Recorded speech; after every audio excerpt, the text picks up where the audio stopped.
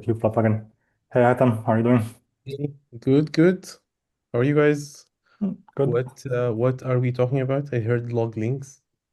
Oh yeah, like just providing variables for log link templates, like log link templates. Like additional variables. It does have some variables, right? Yeah, but like not all plugins support the same ones, and then adding ones that are basically you can like one variable there is the start time and the end time.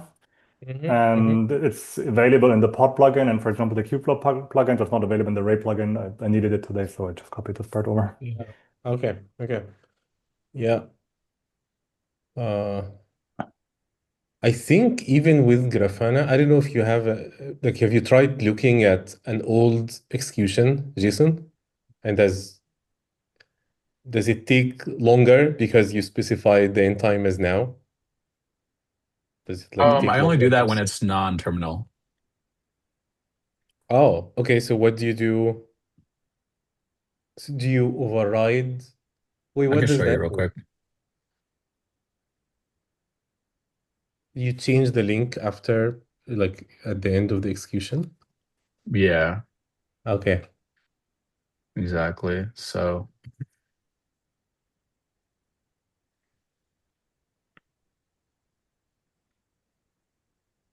yeah, we got to implement that database cleanup retention because Yeah. database is just growing. And Google Cloud Logging, it's not slower, even if the thing is a year in the past or so.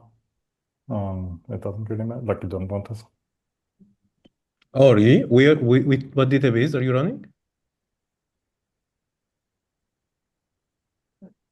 Who's the question going To to? you. You said on I don't know, but Google. I was talking about logging. So what's the question that you asked about Grafana? I see. I see. Yeah. Yeah. Yeah.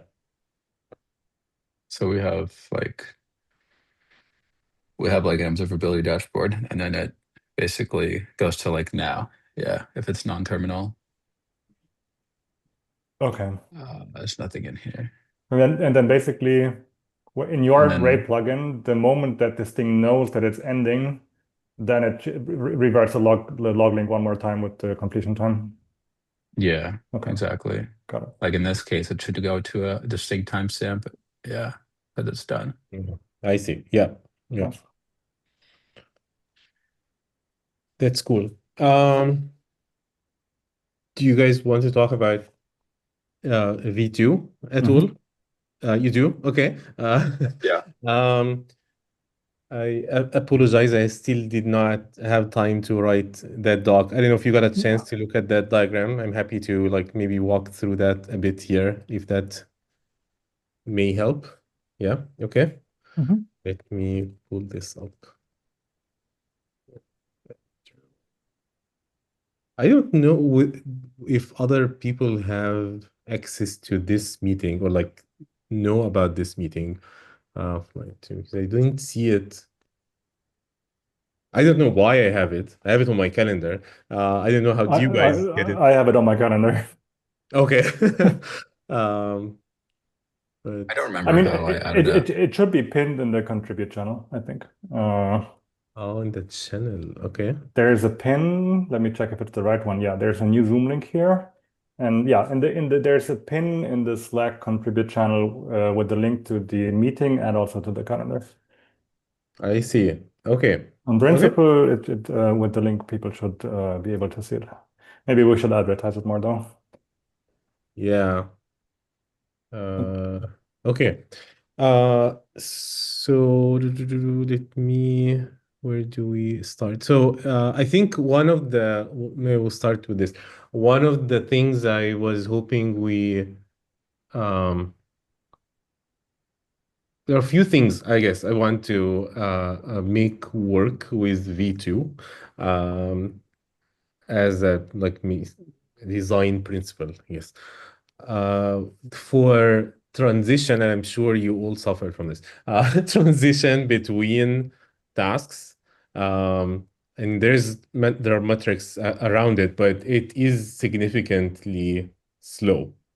Um, oh, s- s- slow is relative, I guess, depending on the use case, but it's just generally a slow process. I want to make sure that that is not an issue anymore that you have to think about, because people have told us, and maybe you had the same, they would like mesh together task codes just so they avoid, running things in separate tasks and paying that penalty.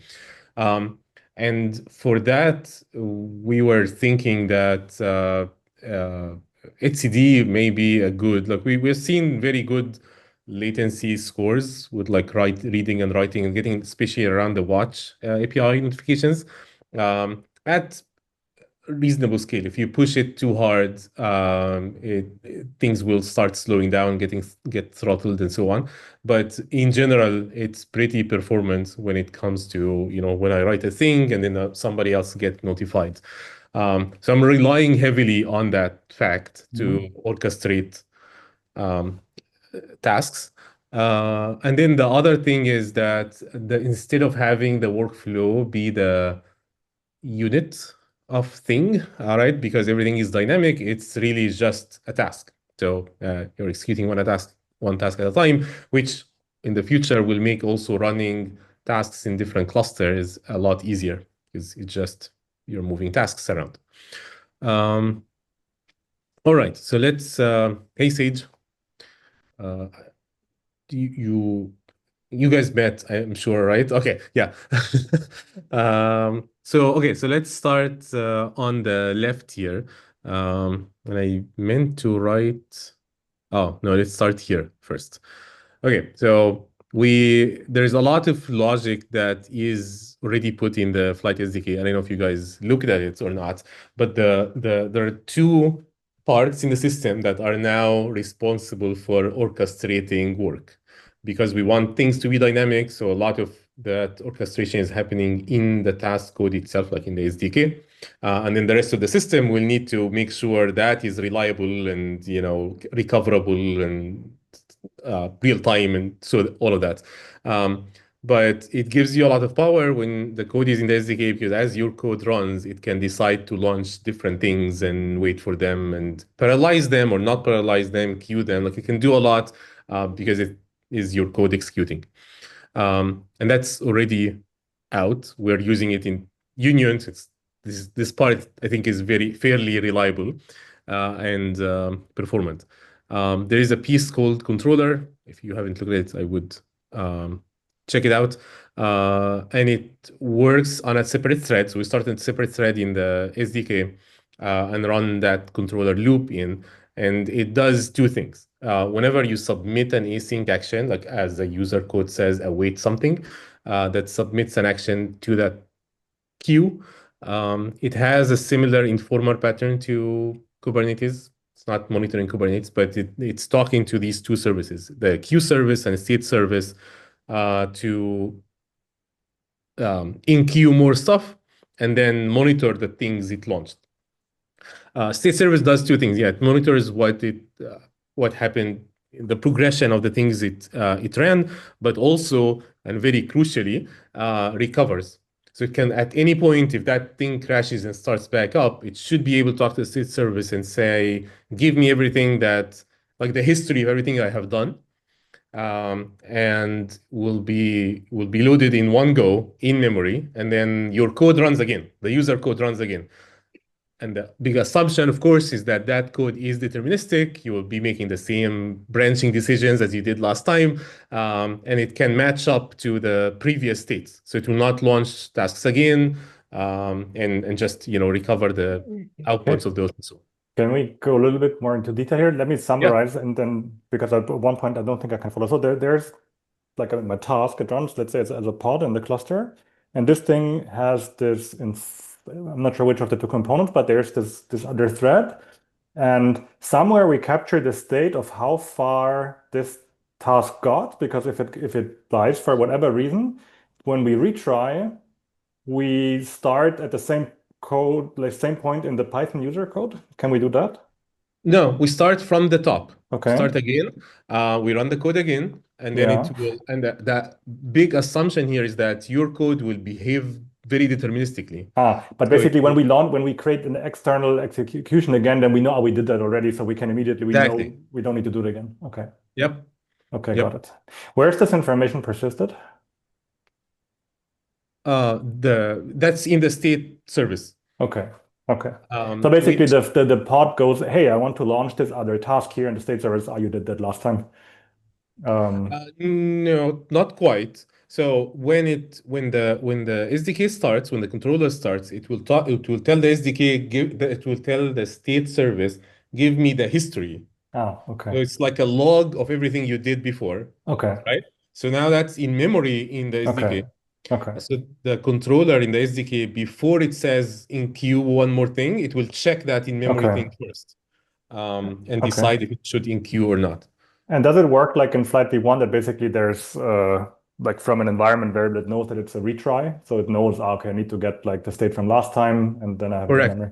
Okay, cool. Correct. Got It it. knows if it's recovering or not, and it propagates the recovery down. So if it ends up launching a new thing, because maybe that thing also failed, like we may be in a full like recovery tree, it will propagate that down, that fact down to the new thing. So Okay. that thing will come up and also try to recover and so on. Okay, pretty cool. I have a question. Mhm. So is this like, in this case, the Flyte SDK, it's like, is it being like the driver pod?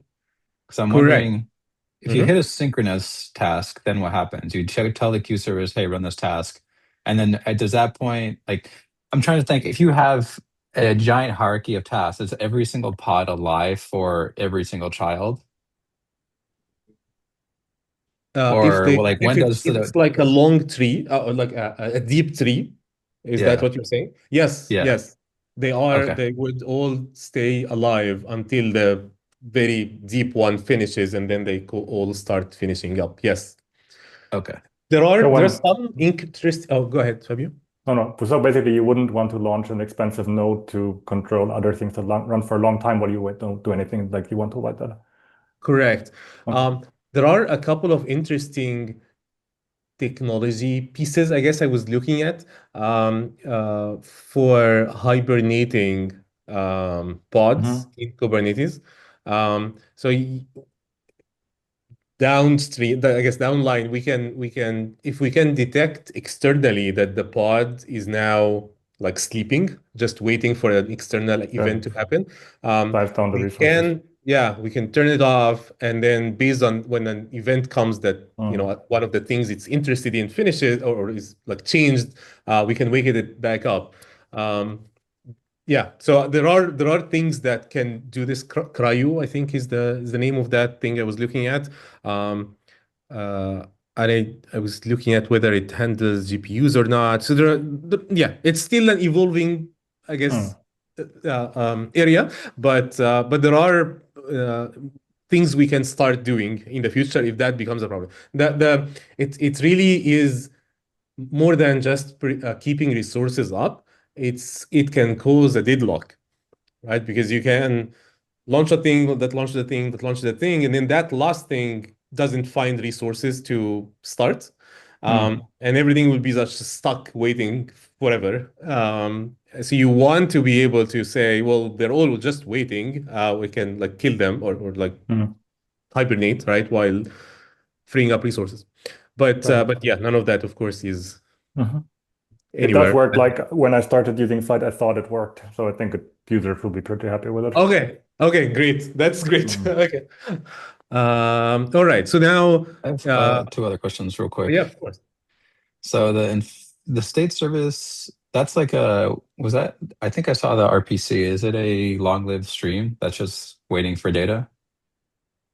Or does it Correct. pull the state service? No, it is a stream. So Okay. we're like ideally this would be as real time as we can make Yeah, it. yeah, yeah, yeah. Yeah. And then how does the Flyte SDK get creds to call the queue service? How does the SDK? Yeah. Um, So the way we have it in Union, at least now, is that we issue a key, like a client ID and secret, and we mount that as an environment variable on all pods that start. This is not what I would like to keep though long term. I would like to delegate like the original user token downstream. So we'll have to think about how to do Oh, I that. see. But I would start with probably the same thing. We'll just issue That makes sense. Like a yeah, long-lived yeah, or something. Okay. yeah. And the reason I would want to keep the user thing is obviously like so you can determine if you have an OSD system, you can decide if that user can consume this GPU or not, or can launch in this other cluster or not, and just make Okay. an informed decision. You will always be able to look at so all the actions that start will have a parent run ID. So you know who, like the original run, and you know the user, that like identity associated with that. So you can make decisions based on that, right? And just use this API key to allow the authentication to pass through and launch stuff. But great question. Yes. Then action CR, that's basically like run a task pod or run a array job or run the ask job or whatever. And then controller is kind of the successor of propeller that then creates these things, right? And Correct. monitors the Yes. state. Okay. Yep. Okay. There's no like if I'm like comparing to Flyte v1, Flyte propeller sends events to admin to tell it what's happening, right? That we don't have that here, right? It looks like the state service is also monitoring. What is KH informer? That is in the controller. That is the Okay. thing that actually is updating the state service about Okay. the pod. So that works like like this Flyte might be a propeller bit it's sending events to admin in correct. v1. Okay. Yep. Got it. Yep. Okay. Got it. Yep. So yeah, maybe that's a simple object store. So you have this, both of these are in this one service at the moment. So you have the controller creating CRs, this, and then sending back events. Yeah. And then of course this is also where we load the plugins. So we should, which is part I have not done, to call, like have that interface to call existing plugins. And I would really like to not change that because I know people built some plugins on top that hopefully they don't have to change. Yeah.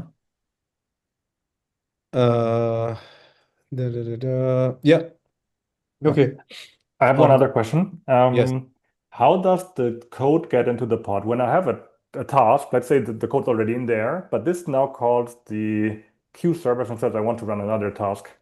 How does the code get into that other task? Is it via like an image that needs to have it already? Or does it say, look, just take the code that I have from the bucket? Or like, how does that work?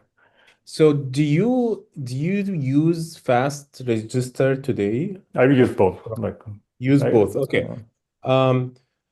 So what we have been doing is doing fast registration. So there is something called image cache. So as soon as as part of that first action as it runs, it boots up with an image cache, knowing that for this environment, the image has already been built and it's at this like image tag, and where the code was packaged In blob storage. at. Yeah.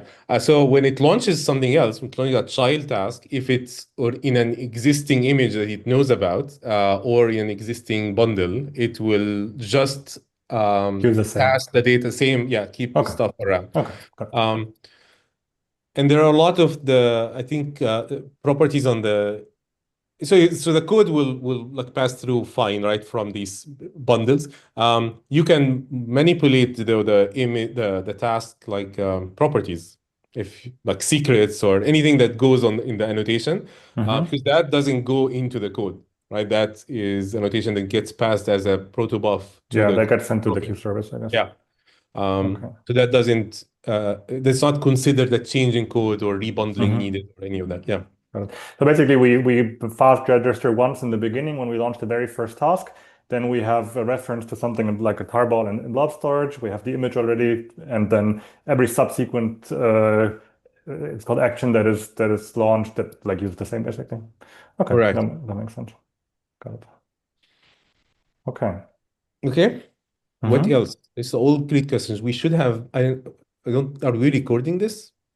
We should have been recording this. It's probably late now. It I is think recording. all of these meetings are always recorded. I don't know where I see. end Okay. up. I think you need to ask David where they end up, but it is recording.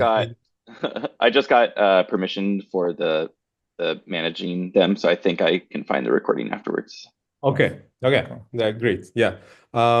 We were just talking, Sage, that like this is, I don't think new people especially know about the meeting to begin with. I should have told the couple of people who are working on the V2 about this discussion. But if you have a recording, at least we can send that and let people know about future meetings. All right. So right now, are there any plugins? No. So we Okay, so it doesn't that. It doesn't do anything yet. real. Correct. Okay. Correct. So it's just says it like simulates moving between states at the moment. It doesn't do anything. Right. Yeah. The sleeping. Yeah. Okay, that's why there's a task to move Flyte plugins and stuff. Right. Or so who is yeah, you mentioned before you were gonna hire 2 people to work on this. Who are those folks? Well, not there are 2 people in open source are working on V2. But there is this guy, Paul, is on our side in Union, and he is doing that work with 100,000 lines of code moved. So that, yeah, plugins, a lot of changes there. But he will only move, like he moved it and is fixing like the Go, once you upgrade Go, there are a bunch of things break, as you guys know. So he's doing that. Once that is in, we will still need that layer in the executor to talk to this. That he's not doing. So that's still a task up for grabs. But it needs this to happen first. The other 2 people in Taiwan are just good Samaritans, I guess, like you guys. I think they're doing this as part of like their master's like project or something. They need to work on some open source things. So right now, yeah, I think sounds like Jason, you already saw this code that isn't doing much. Yeah. So this is all fake. Should be detecting the pod and so on. But hopefully, like between this and once we have the plugin interface up, that delta isn't much. But yeah. So there is this, and then what else? Oh, the state service doesn't have yet the that recover is not implemented, if I recall correctly. So there are pieces that are not like I was hoping we get like the happy path thing. You can like run a thing that runs in the cluster, that's inside the pod, it finishes successfully, and then we can go fill in the rest of the gaps. But yeah. And then from the get-go, so like as far as code is concerned, I think did you already update it to 1.25? No, Okay. I was trying to do it on a plane, and then I was trying to download Go on the plane Wi-Fi, and I was just like, okay, never mind. Yeah. But that would be great. So I would love, yeah, I think it's like from the get-go have that out. I also made like from the get-go things work with SQLite and Postgres, because I think that will make it like much simpler as a development experience. And there's a single binary also that starts all the services in like this one binary. And this is what I have been using to iterate instead of starting, 3 different things. I think I think I think like 2 weeks ago or so I asked on Slack how I can run it, and you wrote like kind create cluster and then make manager run and then basically use the Flyte SDK. Is that still up to date? that's still the case, yes. Okay. Okay. And I guess, yeah, maybe I would ask if you go through this and like get an That's what I'm iteration asking, thing yeah. working, if you can write it, would be great, yes, for the next person. Okay. Yeah. Another Uh, question that I have is what's the like at what I understand where things currently are and kind of what the immediate next steps are, but a little bit more longer term, what's the plan for the UI? I think people migrating from V1, they want the UI before they will consider switching, right? I agree. Just sorry, quick logistics. This thing says private here. I don't know if you guys can see it. Um, A project called Flyte 2. Let me see. I can see this. I think You can. Okay. All right. I don't know what is private projects, but whatever. Yes. For the UI, we don't currently have capacity to work on this on a new UI for V2. But I am hoping that by Q1 we will have like hopefully not end of Q1, maybe middle of Q1, that this will have this working. And then we can try to staff that afterwards. So you have maybe just basic UI, like I can list the runs, I can see a single run, like just something simple. But I don't know if I will probably, if you can, like, if you want to take on any of that work for the UI. I'm would be asking great. because I have no clue what front end. Like I'm super comfortable with all the ML stuff, Python, Go, But Kubernetes, not Rust, the UI. whatever. Yeah, But I have no clue I where know. to even start when it comes to JavaScript. Yeah, yeah, Um, I know how that feels. Yes. and I think like the kind of the people that contribute to Flyte, they're typically platform engineers, right? So they know these things, but they typically don't know how to put a button somewhere.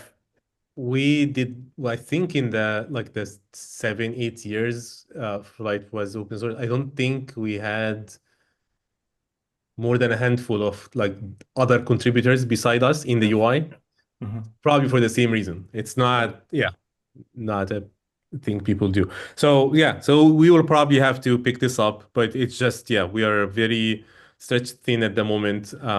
That I fully understand. Yeah. I wanted to ask whether there's a plan or whether the plan is to basically only kind of have a CLI for Oh it. no, we do. I know. I agree with you. No, absolutely. We will have UI in open source. I don't think it's a negotiable thing to not. Yeah, Okay. it's a Yeah. timing question. So Um, for the migration of the plugin, so basically, can mhm. we summarize again what the steps are? Because I think that is something I have to admit, since we last talked, I tried to get it working once, then I asked a bunch of questions, but I didn't get to it again. But I like the plugins, Pod plugin, the Qflow plugin, the Ray plugin. That's where like a lot of the things are that I contributed. So I know that code base in V1. Okay. Okay.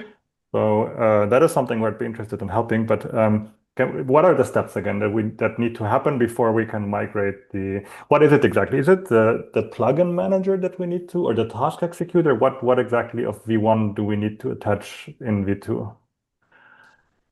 So you're asking about not the plugins themselves, I guess. The link. How do we use the plugins in V2? Is Yeah, that but I mean, in the end, both. But kind of like I okay? want to.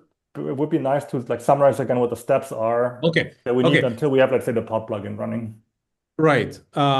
So this, I think, is a uh, is we need this, which is copying the Flyte plugins directory in V1 to V2. It has and we don't really need the plugins themselves. We need the We need the interface, interface. Yeah. right? But he's doing it in this same PRs. Mm-hmm. If this takes longer, I will ask him to like break it down, and we can just we can move on with the rest of the implementation. Okay. But yeah, so we need the interfaces from V1 of the Mm-hmm. in Flyte plugins, plugin Yeah, machinery like stuff. build identity resource, build resource, Exactly. get task base, these things. Yep. Yeah. And then on the executor side, how we invoke these, we have there is a base. I can probably pull this up. There is a base interface, which is the what do we call it? Like there's the base plugin, and then there is the K8s plugin. And they are different. They both end up being base plugins, right? But we have implemented That's in the V1 now, right? K8s We're talking about V1 right now? Or V1, correct, yeah. correct. And I think we're keeping all of that should be the same, right? So Okay. this base plugin, which is how you register the plugin and the interface of the plugin, all of these we want to move. And then we have Like with the K8s K8's one, plugin machinery, I think. No. this, Yeah, this one, yeah. right? So this will plug in context, plug in Yeah, this thing. one. All that moves, right? So now executor can, in theory, start calling it. But to call it, what we did in V1, we had in propeller, This the is plugin plugin manager. manager, exactly. Right, so that we will that's where probably most of the changes will go, because the layer as it is right now assumes a lot about there's all of these context objects that we pass around. There's a execution context and a node context and a task context being passed that like built and passed around. I don't think we need any of that with this. Like it should be a much simpler interface between the executor and the plugin. So this is where a lot more changes we need to go. But the goal at the end is like most of this code in the plugin manager is probably going to stay the same, because this just implements the base plugin and calls the K8s plugin, right? So, but the interface to calling it is the part that needs to change. I haven't admittedly thought much about how when do I start writing this code?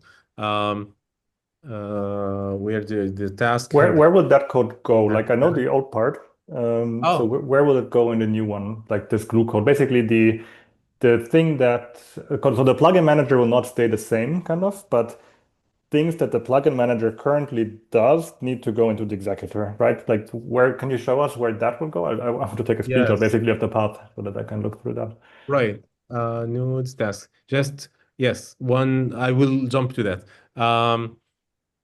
So this, like, see, we have in V1 as well. We have all of these node types, right, that we handle, and none of them apply to V2 except the task, right? It was only the task. So it's like if I that's what I would do, I guess. Start from running the workflow down to this like code path to call task, and then clean up, like trim the tree everywhere else, and then clean up that interface to make it simple to use. This is where it ends up calling the plugins. Right? Okay. Now for V2, this code is, or we'll start from executor, package controller, and task action controller. So what this is a K8s controller. So it does two things, right? It will load we get the CR from Kubernetes, and That's the action CR, right? the action CR. Yep. And the action CR should tell it should land somewhere in one of these phases, right? It's like it's new, I haven't done anything, or it's running, I monitor the status, whatever.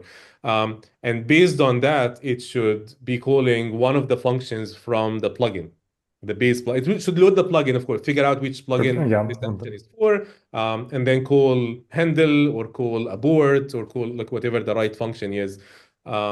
Get back an updated status, and then push that to the state service, saying that this is the latest, for this action.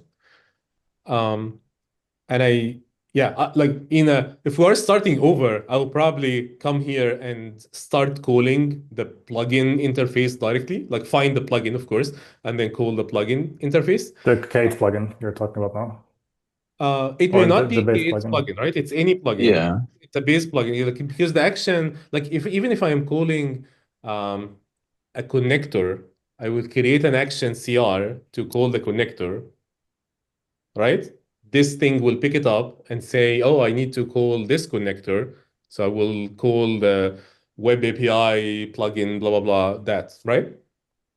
So Yeah. this should, based on the action CR data, decide which plugin, which base plugin to use, and what information to pass to this, and call the right function on the plugin. Does that map? No? So basically, Anymore. just to another sanity check, and please correct me if I'm wrong. So basically, the current task manager is what translates from the base plugin to the K8s plugin, correct? In V1. What is the task manager? Task handler? Are you talking about the one Well, in there is a module called task manager. Sorry, plugin manager. I'm sorry. plugin manager? Yeah, yeah. Plugin manager translates from the base plugin interface to the the K8s K8 plugin. Exactly. Correct. Yes. Okay. So if we want to like implement a happy path for, let's say, the pod plugin in V2, that means we need to implement, or we need to transform the plugin manager of V1 into something that fits here into the executor code. That's what the plan is, correct? Yes. Yes, that is correct. But I would try to keep this. So maybe we should pick a pod plugin and a non-K8s plugin.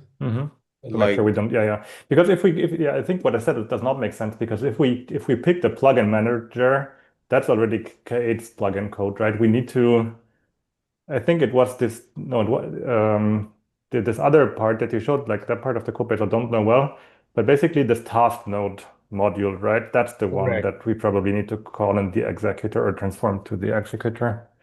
This one here, yeah. Yeah, just got to resolve the plugin for the task type and then execute it. Correct. Okay. So the plugin manager is the only purpose of we built the plugin manager is to simplify writing K8s plugins, right? But as far as Propeller is concerned, it's always using the base plugin interface. And that's what the executor should also do. It's only talking the base plugin interface, right? I got it. Okay. Yep. So this, we handle cache lookups, which I think will move out of this. We could start with no cache, but eventually cache shouldn't be here, right? Because this will be expensive. Like we'll always create an action CR just to say it's a cache hit. Shouldn't be doing that. But we can talk about that. We don't even have a cache service, I guess, a cache API at the moment, so we'll talk about it later. But it ends up just calling the right. Oh, I missed this. Where's handle?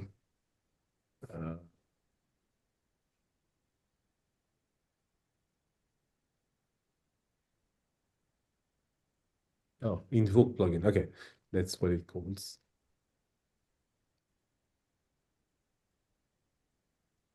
Yep. So this is the function we're in. Yeah. So it picks the plugin, does resolve plugin, and then invoke the plugin, get back results, and send the event. And that's the piece. Play a little bit with that part of the code base. Okay. Okay.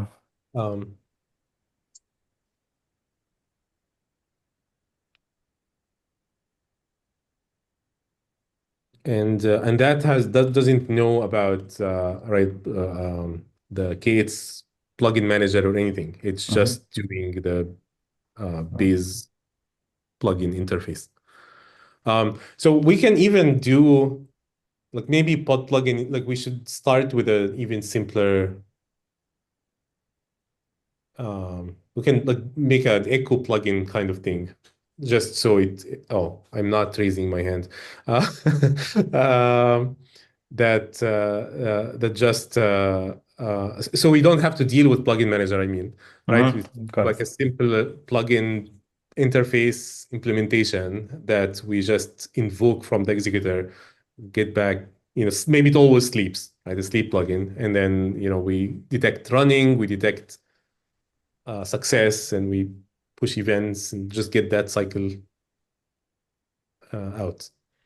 So if yeah, I will check with Paul. I was gonna say, like, I hope this gets out soon so we can work on that piece. But I will check with him if it's not um, ready. I'm happy to just copy the interfaces over, or if you want to do that part, and just so we can get that.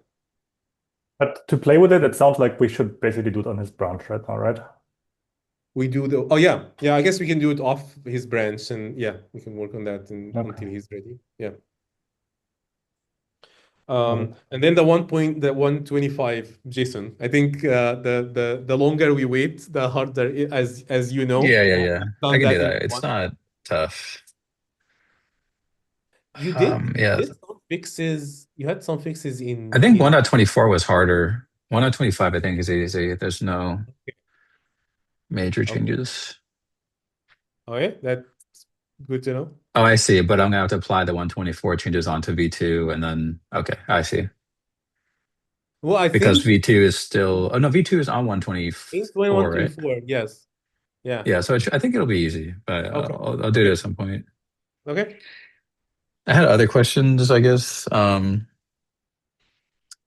This is something I raised an issue about. We're trying to run. It seems like there's like hard coding of the nvidia.com/GPU resource type in Flyte. And I Yeah. think like you guys like it's configurable sort of, but there's like it's still in the source code and hard coded in places, and I don't think it works how it Oh. should when you want Okay. to use something not NVIDIA. Oh, is it hardcore? Okay, let me pull this up again. Yeah, well, yeah, it is. Yeah, if you search for the nvidia.com/GPU and then you'll find a variable. Yeah, so search for that. Okay. Yeah. So then search for that exactly.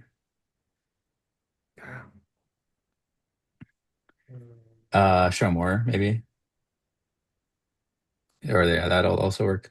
Yeah, there's like this task execution, and then there's something. There's one other place where Oh, it feels container like. helper.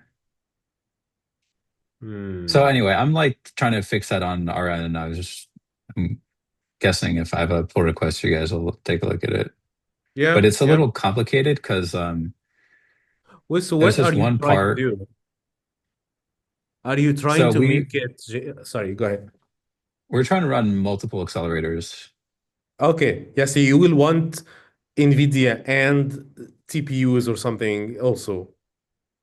Yeah. And so I like expanded the config so that based on the accelerator, I can customize the resource type. Because right now it's just like a global resource type for the accelerator, for any accelerator. But yeah, we're basically just trying to run different accelerators that have different resources. So like you can imagine NVIDIA or AMD, or like we have this like shared NVIDIA or fractionalized NVIDIA Yeah. resource that has a different name. Yep. Yep. Are you using MIG or something?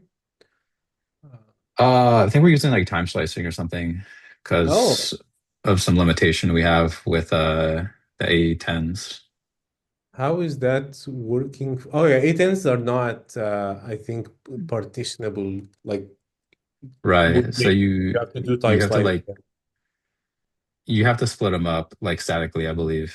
Yeah. But I heard, well, I guess yeah, it's all your code. Um, there are some security concerns about time slicing, but you don't care about that. I Yeah, there probably are issues. Yeah, yeah. Like I think if you go above or beyond the memory boundary, I think there's no like real isolation. Right. So it has to be very tightly coupled with like what's actually running on the hardware. So you might want to take a look at the task template here. I mean, I've got it mostly working, and now I understand, like, okay, so Flyte SDK, it throws out this GPU placeholder, which then gets like customized Correct. ideally. The only weird part is like there's this part in container helpers where it's like merging all these resources. So there's like override resources, platform resources, container resources, and I just Yes. like confused about that. Yeah. Yes. Or actually, go to where this is called. So just search for it in this file. Yeah, this part. So you're like sanitizing, which is where you replace the placeholder GPU resource with the NVIDIA one, and then there's this merging that happens, and I just don't like understand where all these resources come from. But I know it's like pretty deep in here, so I don't expect you to know. But Yeah. No, I will tell you what I recall. So there are which I don't like, and maybe we should think about how to do this in V2 as well. So there are like config level defaults in Propeller. yes, There are config default like task resource defaults defaults for like the project, right? correct. And then there are like range limits, so you can't go beyond X in admin that Okay. gets passed down through the Yeah, I CI. know. So you can't request more than like some global limit you put in Right. somewhere. Yep. Um, uh, So that is so this is trying and then what should win so you can't go beyond the thing.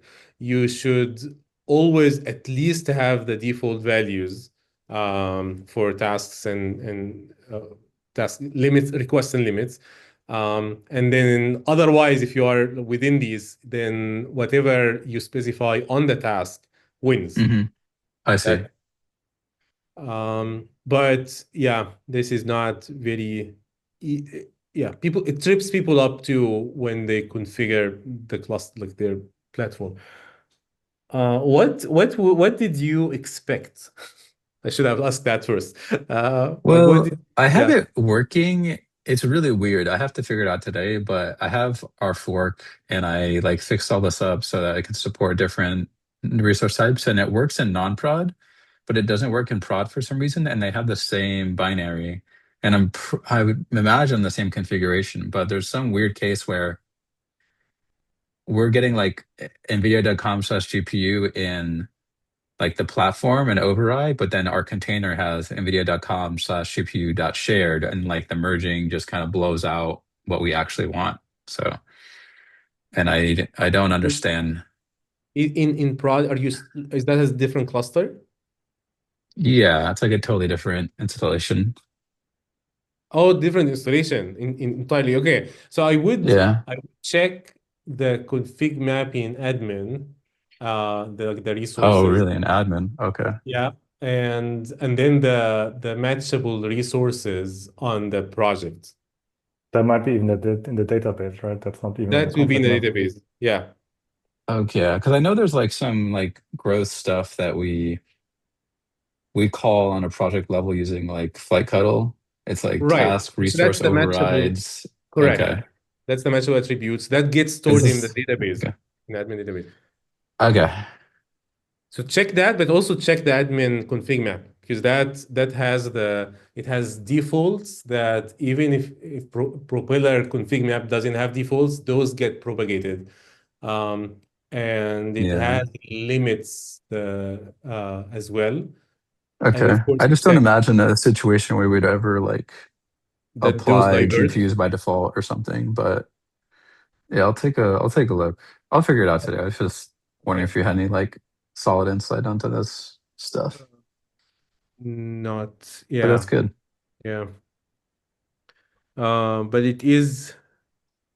gnarly, yes, to say the least.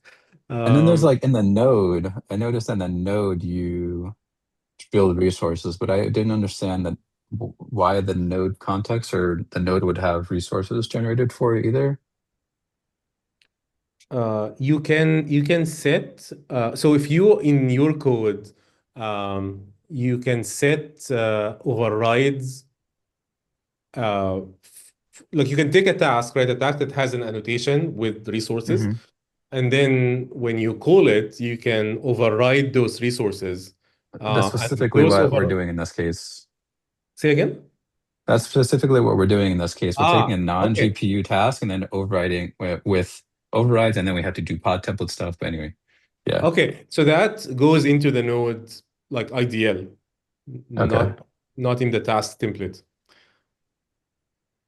That's another thing that's really confusing to me is like when I go to the UI and I go to the task and I look at the task, like You don't see the fully you don't You see, computed. don't see the task node yeah. override. Like I want to see the full proto, but I feel like it's only a subset. Yep, you only see the original task template before Yeah. any overrides are applied. That's a good, yeah, that's good feedback. I mean, you don't see the node overrides, but you also don't see the platform and the ranges, like none of that show up. Yeah. Hmm. And maybe do you care less about that and more will give me the final like computed thing that will Yes. create the pod? Well, I mean, to me, I just want to be able to easily see what the SDK sometimes sends up because I know it does like pod templates locally. And like Right. if I set a GPU with an override, there's no way where I can see the accelerator in the task details.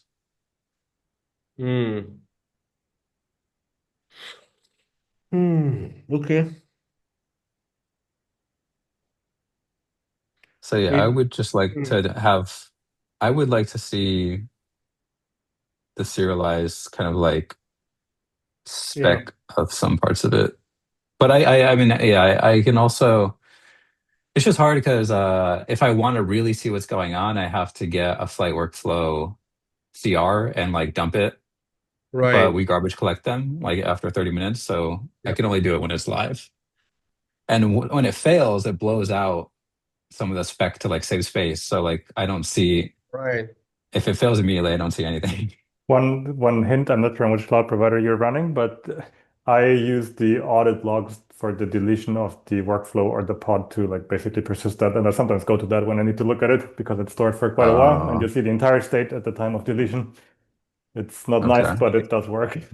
That's nice. Okay. I think the other thing we can do, but it's a much bigger change, obviously, is to add this to the event that Propeller sends. Like add a dump of the computed proto right Mm. before creating the pod into the event payload. Oh So yeah, we that would make store it in sense. Propeller in admin, and you can Hmm, see it in the UI or whatever. that makes sense. Uh, but that's a bigger change. Yeah. Another thing that's really subtle that's been happening, I think, is that I found out that Propeller is rate limited when sending events to admin, right? There's Yeah. like a local rate limiter, and we Right. get states where it's like some events are still in progress, but the workflow has moved on, and they're getting like different node events, and people are like, "My map task has an item that's still in progress, but it says like the whole thing is completed." So that's something. There's just been a Mm, lot of like I've done a lot of operationalizing alerting around this kind of hmm. stuff. So at some point, I would like to contribute that in some way, Yeah. like Prometheus rules that we use. I see.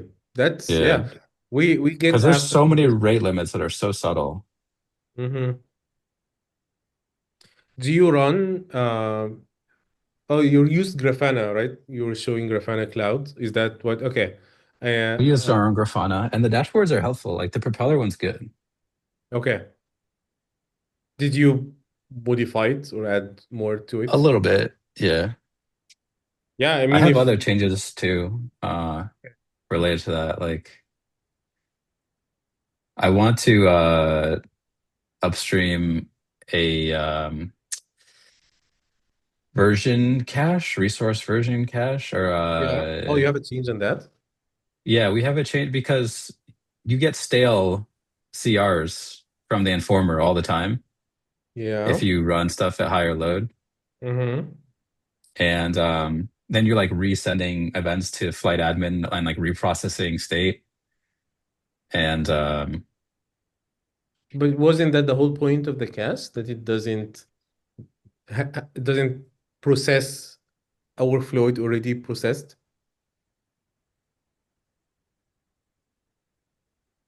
yeah, but it doesn't work, right?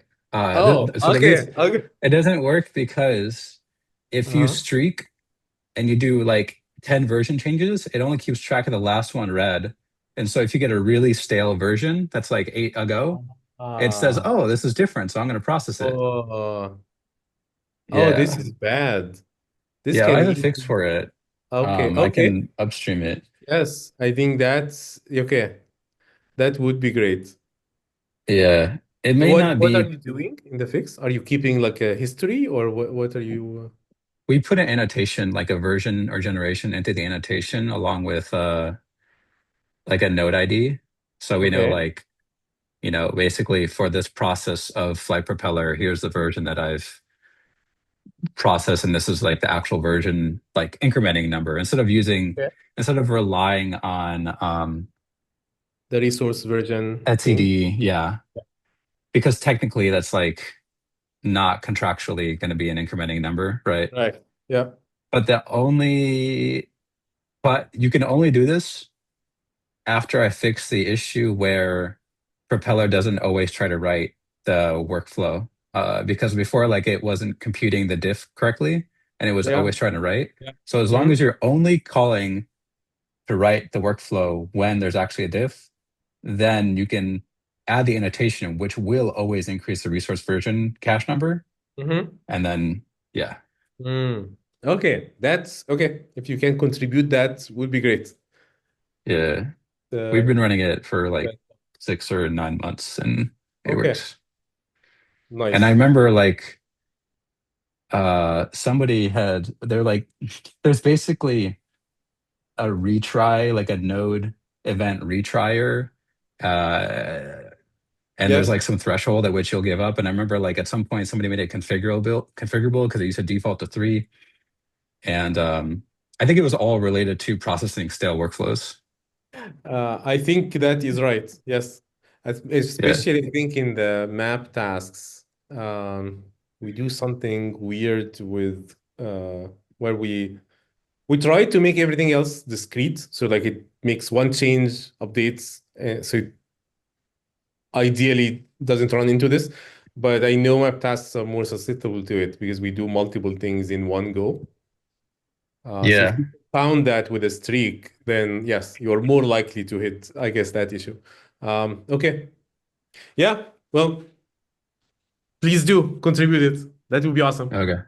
Thank you. Okay. I think I will have to go, but that was very helpful. Thank you, guys. Thank you. Yeah. Talk later. Yeah. Bye. Oh, what do I